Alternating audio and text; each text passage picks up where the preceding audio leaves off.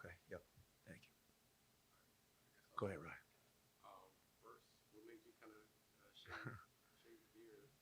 It's superstition. It lost. If it loses, it goes away. And I have to go recruiting tonight, so it's kind of a double edged. I don't like going recruiting and looking scruffy, but as simple as if you lose, you're gone. It's like the same thing with ties. That tie is gone. It's just one of those, I'm extremely superstitious. All right. My next question for you is just, what are your impressions of Penn State and Jalen Pickett? Like, and what he brings to the Yeah, team? I think if you look at Penn State's schedule and who they've played, they've kind of gone through the ringer a little bit with the schedule. But I think Jalen Pickett is probably as effective as a player as I've seen from the guard position in a really long time. Shooting percentage, assist turnover ratio, um, the way he posts up and takes his time, finds everybody. Um, they Micah runs good stuff for him. They have shooters around them, but he is as efficient as a player for the minutes he's logging, the amount of possessions that he has. He is unbelievable. What made you go with Ian for the second half? Um, just kind of need. I thought that group just needed a little bit of a boost. It was the second. Not that it mattered, but the second 9 p.m. game on the road, it just seemed like that first group was just a little sluggish. And Ian always gives us a lot of energy and a lot of boost. And once they started kind of getting on a roll, I just decided to stick with them.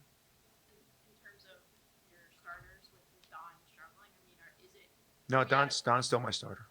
Yeah. Coach, you guys have been really good in transition this year. What do you think is kind of contributing to that? What's been the key to your transition success? Jameer Young.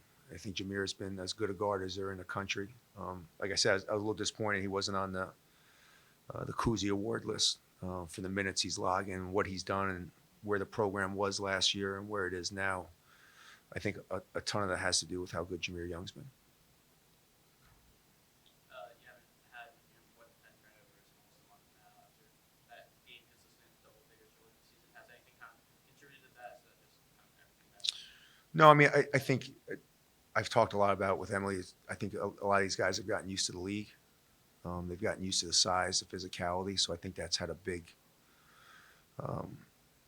deal with it. And I think I've kind of simplified where the ball's going a little bit on pick and rolls. So I think that's helped. Obviously, you guys have been pretty good defensively on the perimeter, but Dredd, I think, ranks in the top 10 in the country for guard percentage. Funk's in the top 50. Is that something you guys kind of focus pretty on? Yeah, I mean, I would say Lundy and Funk. I mean, you look at those two numbers.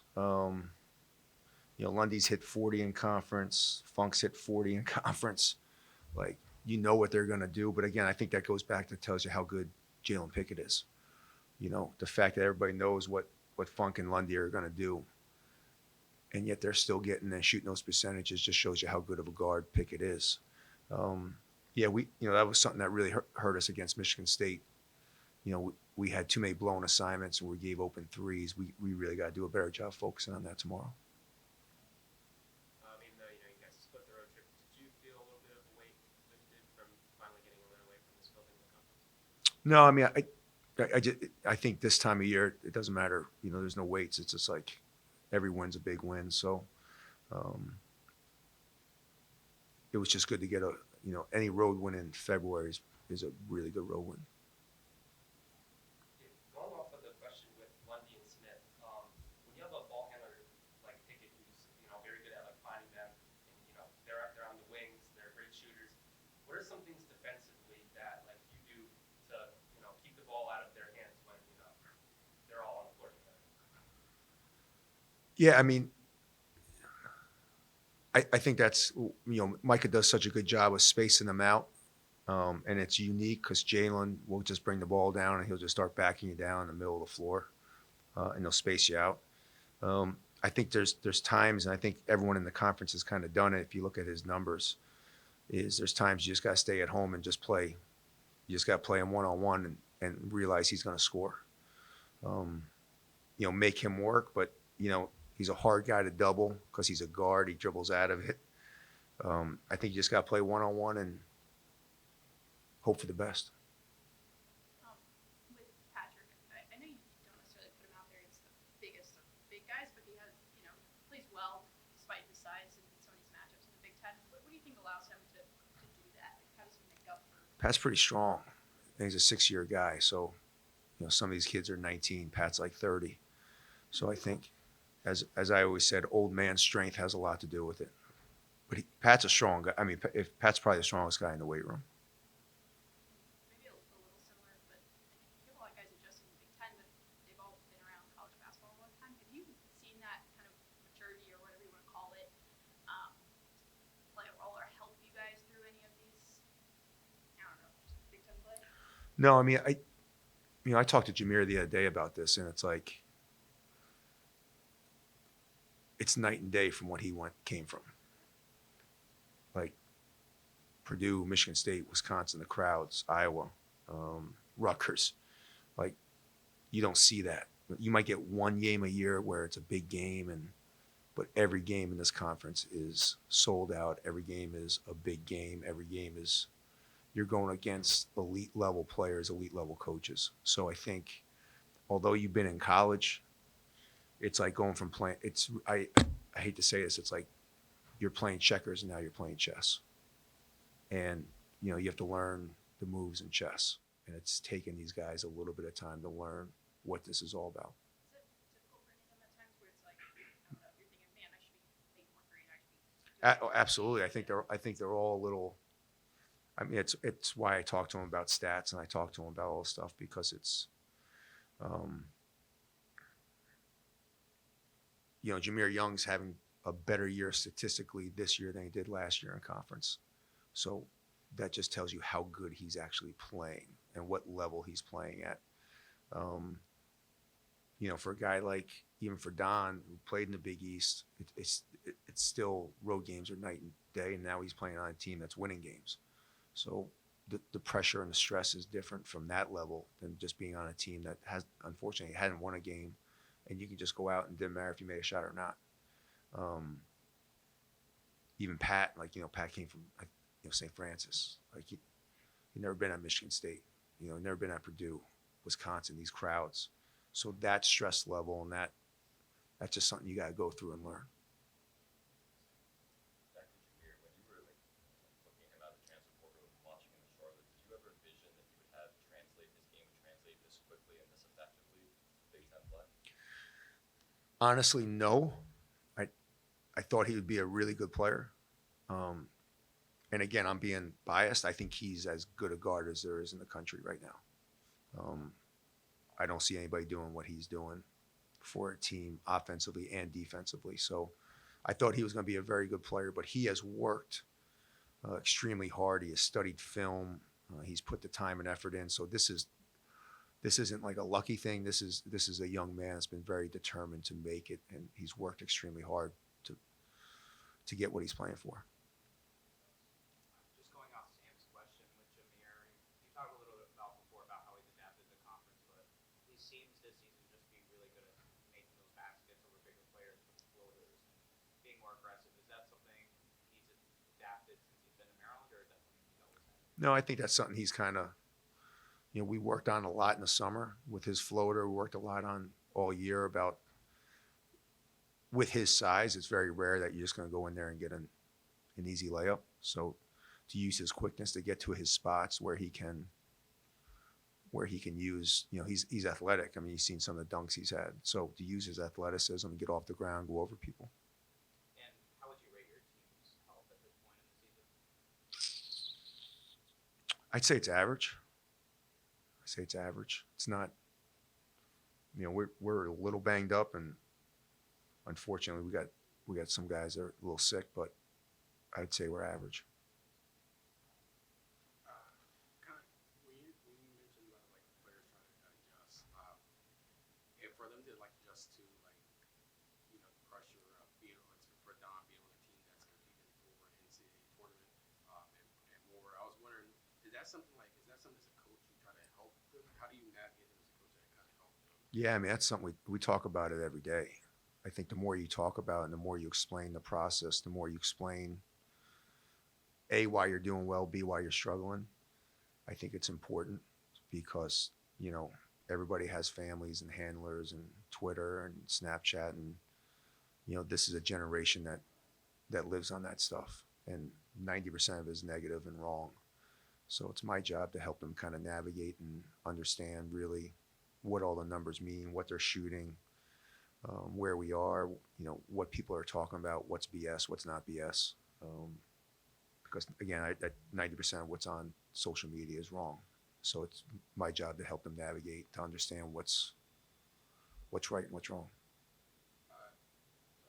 Just want to follow up. So I was going to go back to something like Michael Locksley did for football, where after one game he kind of showed them the like tweets and stuff like that, what people were talking about, the penalties they committed as sort of motivation. Do you do something similar to that, where like you show them like articles or like what people maybe? No, I'm a little bit more. I deal in the factual data of what we're doing. I'm a true believer that, you know, social media is the devil. You know, there's 60% of people that are going to like you no matter what. There's 30% of people who are going to hate you no matter what you do. There's 10% that don't give a shit at all. So it's like, you know, you can't change people's opinions. You can't change. I try to let them deal with stats, with facts, with actual data that they can see and understand, because this doesn't lie. You know, how they're playing, how they're shooting, what they're doing against certain teams, what they're doing on the road, what they're doing at home. That can help them navigate all the BS that's out there. Obviously, much different personnel between Purdue and Penn State. Did you see any similarities with Yeah, I mean, I don't know how Micah and those guys get these guys to remember all these plays. You know, I thought Matt had a playbook that was like we went over like a fourth of what Purdue had. We've gone over a fifth of what Penn State has. You know, they have a really, really extensive playbook, a very good playbook to their personnel. Defensively, they're very, very similar. And I think Mike has done, in his short time there, has done a phenomenal job at Penn State. What does that mean for you defensively when you hear complete exceptions and their plays? At this time of year, you kind of are who you are, and so you kind of just got to go lay on your principles and what you've been doing and what you're good at. You try to hide what you're really bad at. You know, I can't throw a new press in on February 10th. It's just not happening. So you're not going to change how you play pick and rolls. You're not changing. You just got to get really good at what their principles are, and you got to stick to yours and make adjustments during the game. Thanks, everybody.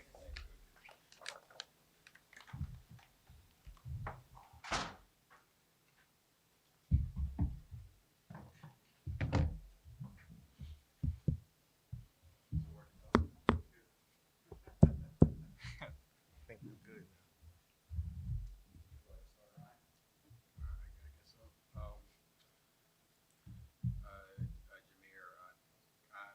Excuse me, Kevin Willard mentioned that he's kind of disappointed that they left you off the Bob Cousy list. I was wondering, kind of, what are your thoughts on that, and do you kind of feel maybe I'll say underappreciated despite the high level of play so far put together?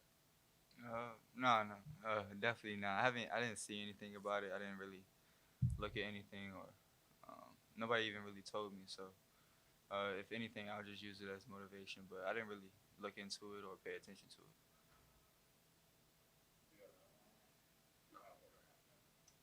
Both of you guys, just February or fully into it now, how would you guys say the experience of transferring to Maryland and playing here has lived up to your expectations? Can you ask that one more time? I didn't really hear the beginning part. Yeah, so we're about a month left in the regular season. How would you say that your time at Maryland has compared to your expectations when you first decided to come? Big Ten best basketball conference. Maryland, I think we're doing a good job in like how we've been battling this season. I think we're kind of right where we wanted to be at as a team, to be honest, to be able to compete for a championship, get to the NCAA tournament. So just being in that spot really is a good thing for us, and it guys kind of see how good of a team that we become and how hard we work to get here. So I think the sky's the limit if we just continue to keep working towards that end goal. Yeah, yeah. I mean, I would say it's a little different than what I expected coming in, but uh, as terms like physicality wise or like IQ wise, but I feel like me and Don both did a good job of adjusting and really adapting and really connecting with our teammates, really just trying to win games and trying to win a championship. So I feel like as of now, with only a month left, that we've grown a lot since the beginning of the year. Of course, we feel like we could have got a couple games back, or we should have won a couple uh, of the ones in the past. But I feel like we're in a good spot, like Don said, and just trying to finish out strong and pull out a couple more of these wins. When you don't play in the second half of the last game, what are the conversations like with coach after the game about why you didn't play in that second half? We actually talked about it. He was just trying to find a different spark for our team. We went down, whatever, to come out hitting hard. So that's kind of what he went with. Jameer, I was wondering, was there a particular like game where you kind of like said, all right, I feel like I'm fully adjusted to playing in this conference? Like, was there like that particular moment you feel like it clicked in for you? Uh, I wouldn't say any particular game. I would just say just trying to be consistent. When we got that big win here against Illinois, I feel like that was a good momentum swing for us. Not just me, but for team wise, and I just feel like that uh, helped us.